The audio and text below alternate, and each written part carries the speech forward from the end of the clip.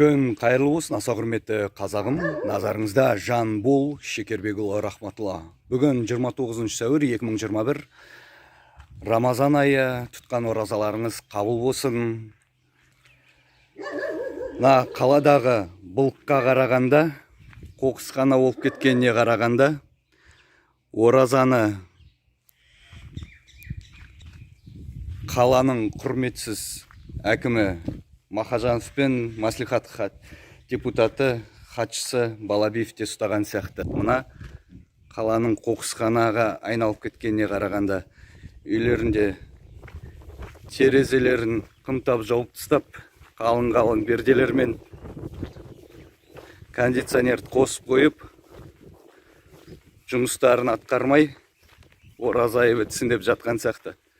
Қоқысқа қарағанда ораза айы 2 апта болды, ал қоқыс 2 аптада мынанша жинала қояды деп ойламаймын.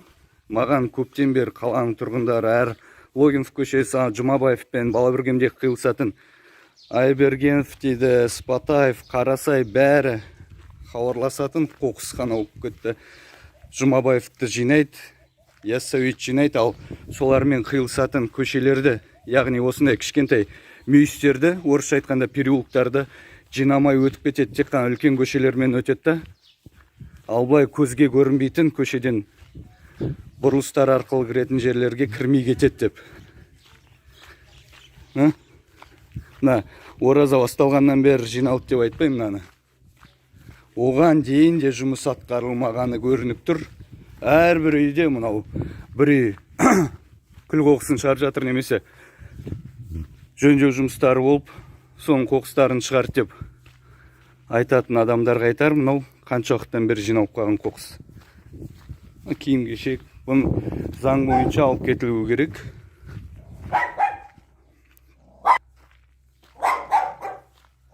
Махажанов, есіңде ме, осыдан 1 жыл бұрын мен саған бірінші видео жолдауымда айтқан болатынмын, жұмысың дұрыс атқармасаң, қалада көше сыпырушылар, тазалаушыларға қызметкерлер жетпей жатыр. Сол жерден орын тауып берем деген.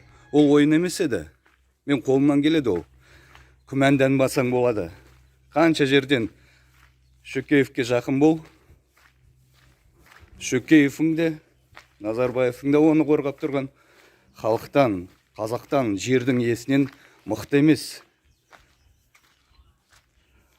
Мойындарың алдыңдар ма борышты? Қаланы мойындарың алдыңдар ма қызмет етеміз деп, қызметтеріңді етіңдер, көрсетіңдер. Жұмысың ұнамайтын болса, Шөкеев сен мәжбүрлеп осы орынға отырғызған болса, оны да маған хабар бер. Мен саған басқа бір орын тауып берем саған. Көңіліңнен шығатын. Қазір 52-ші шағын аудан Ардақтана көшесіндеміз. Мүйісі. Сендер көшелерді ғана тазалайсыңдар ғой, мынандай мүйіс. Кішкентай переулок, осындай бір 15-20 үй тұратын. Уалейкум ассалам. Осындай жерлерге көңіл бөліңдер. Қаланың әрбір жері қараусыз қалмасын, назарларынан тыс қалмасын. Жұмыстарын істеңдер. Сендер тек қана үлкен көшелерді, Қонаевта, Яссауиді қарап отырған үшін ақша алып отырмын деп ойлама. Әрбір тиыныңа жауап бересің алған. Мынау шаңды көрдің бе? Дұрыстап жүретін болсаң, мына жақтың бәрі шаң-шаң болады. Адамдарға шаң, қоқыс демалдыртпаңдар, денсаулықтарына зиян. Қазақ мықты болу керек, қазақ бақуатты болу керек. Түркістанға миллиардтар бөлініп жатыр, оның қасындағы Кентау. Қасындағы қала болғаннан кейін, серіктес қаласы болғаннан кейін бұған да миллиардтар бөлініп жатыр. Қызметтерін дұрыстап атқарыңдар, мынау болмайды.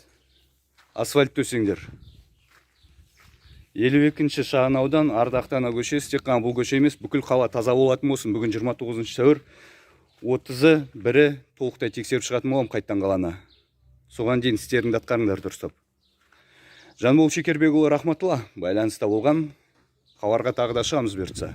Оразаларыңыз қабыл болсын. Ал Махажанов, Балабиев, сендерге айтам, ораза деп үйлерінде тығылып жата бермеңдер, перделерін жауып алып. Жұмыстарыңды істеңдер, сауап жинаңдар. Мешіт салғандарыңнан не пайда?